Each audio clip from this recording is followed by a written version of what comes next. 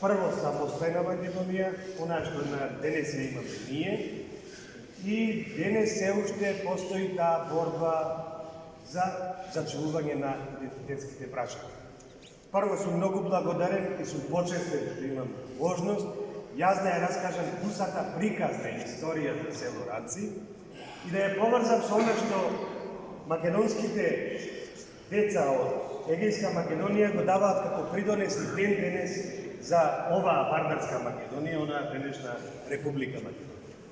Во суштина, село Ранци е многу епопејски и храброско.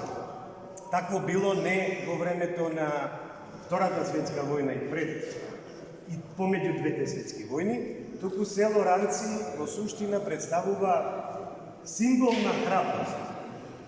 Ве молам,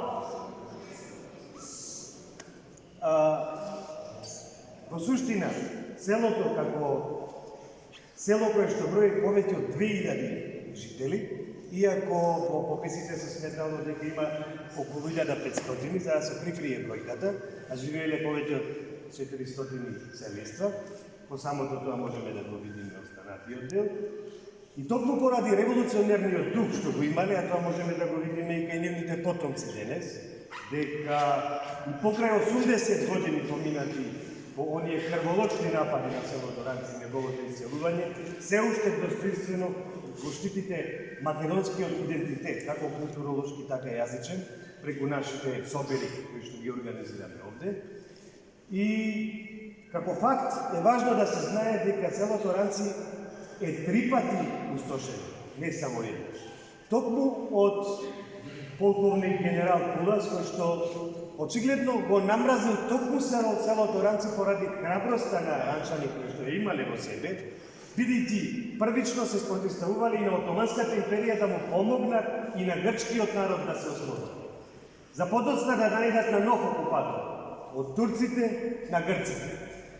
Пулас легува во селото на 8 март 1944 година и како предупредување никогаш да не застане на бугарска страна, убива 8 луѓе и зема 28 заложници. Само како предупредување. По само 4 дена решава да го запали селото и доаѓа уште еднаш, но благодарение на информативноста која што имаат помеѓу себе, координираноста и храброста, ранчани успеваат да се евакуираат со помош на партизани и да побегнат од Пулас, кој што пали само неколку пати и ограбува се што постои во селото. Ранчани повторно се враќаат на своето огниште и продолжуваат да го живеат животот онако како што го живеат, сметајќи дека после 2 палежи нема толкав крвник и душман што би дошол и потрепан. Но за жал, оваа трагедија со упокоените прерано лица, кои што, јас велам, се новомаченици за Македонија, во суштина, по кратко време, на 28 март, со помош на германски тенкови, со оружје, со 5 тенка поточно, со неколку дивизии подпомогнати, грчката армија, неофашистичката нормално и нацифашистичката во тој период, влегува во селото, оприкнича ието за да не може народот да се евакуира. Удира на голиот народ со сето оружје кое што го има. Ранчани, гледајќи дека не можат да го избегнат тоа во ниту еден случај, само дигаат бели знамиња да се предадат и не молат за својот живот. Мора да го знаеме тоа, туку молат за животот на децата и жените. Но Пулас вели: охи, не. За жените оган, за мажите куршум. Таму се убивани повеќе од 50 лица и обезчестени сите млади убави девојки. Во суштина, такво крвничко зло не е видено до сега. Јас од секогаш, не сега тоа, од секогаш сум велел, иако не сум од Егејска Македонија, јас ја носам во целост полката на македонците од Егејска Македонија, затоа што такви зверства се не чуи.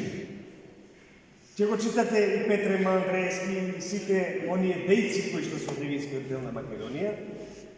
Оттаму јас се противам македонците од Егејска Македонија се викаат егејци. Тие се македонци од Егејски дел на Македонија. Ние не сме вардарци. Никој не смее да каже егејци. да дојдете од подобро на полошо, од богатство во сиромаштво, од убавини во грдоти и да не бидете прифатени никогаш од оние што се ваши, што ги сметате за браќа. Мислам дека тоа не може никој да го преброди и не може никој да го пребори.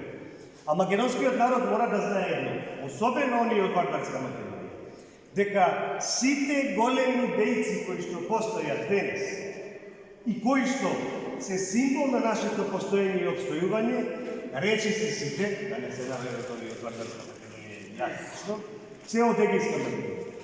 Ќе тргнеме од светите браќа Кирил и Методи, Александар Македонски.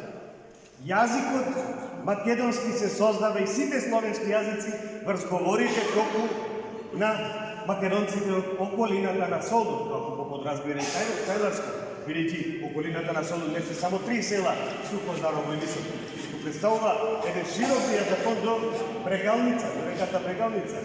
Потоа Крсте Петков Мисирков, првиот кодификатор на македонскиот јазик, кој што неофицијално го кодифицира онаков како што го имаме денес. И продолжуваме со Гоце Делчев. И до ден денешен, сето она што тие го направиле за Македонија, зрачи, свети и ни дава нас надеж и иднина, за да можеме да гледаме дека македонскиот идентитет, и културен, и јазичен ќе обстојува многу понатаму. Благодарение на македонците од Егејска Македонија и денес овде собрани, поради непокорот кој што го има во себе, бидејќи ние сме сите само македонци. Само не дели територијата каде што живееме. Дека им е вечна славата на предано упокоените македонски великомаченици, новомаченици кои што своите животи ги даваат за да ја заштитат својата парче земја, рутката земја на која живеат и да го заштитат она што е македонско. Ви благодарам.